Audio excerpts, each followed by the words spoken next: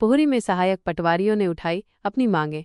पोहरी में कार्यरत सहायक पटवारी सर्वेयरों ने अपनी विभिन्न मांगों को लेकर प्रशासन का ध्यान आकर्षित किया है। आयुष अमी सुनील सैन के नेतृत्व में सहायक पटवारियों के एक प्रतिनिधिमंडल ने शिवपुरी के अपर कलेक्टर प्रशासन को एक ज्ञापन सौंपा। इस ज्ञापन में 10 प्रमुख मांगें रखी गई हैं और उनके जल्द से जल्द समाधान की मांग की गई है। साथ ही ये चेतावनी भी दी गई है कि यदि समय पर कार्रवाई नहीं हुई तो वे धरना प्रदर्शन करने के लिए बाध्य होंगे। ज्ञापन में मुख्य रूप से सहायक पटवारी सर्वेयरों को मासिक मानदेय और नियमित रोजगार प्रदान करने की मांग की गई है।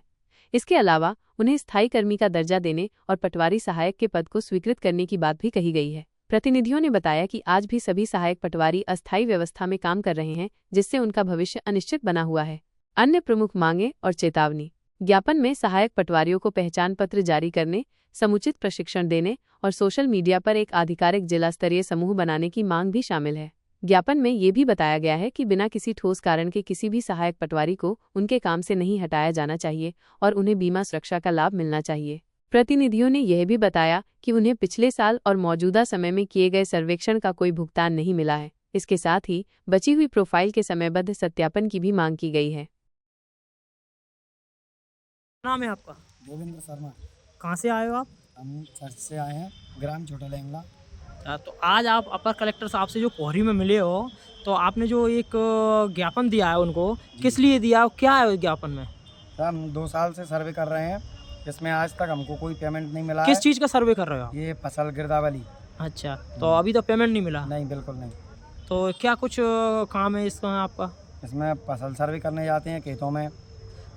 तो क्या कुछ मिलता है आपको इसका? इसमें 8 रुपए कुछ बता रहे हैं। अच्छा, कई एक खसरा का तो नहीं पे? खसरा पर 8 रुपए के साथ। हाँ, तो कितने वर्षों से काम कर रहे हो आप? हमें 1 साल हो गई काम तो अभी तक एक भी माह का वेतन नहीं मिला, कुछ भी नहीं मिला? कुछ भी नहीं मिला।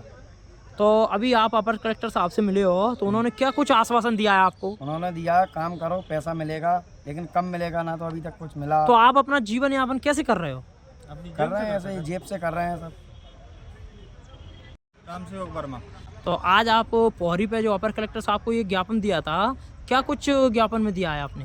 ये सर्वेयरों को दिया साहब, ये जो हमें पे 1 साल से काम कर रहे हैं, इसमें कोई पैसा वैसा नहीं मिला है और 8 रुपये नंबर के हिसाब से पैसे की बोला था।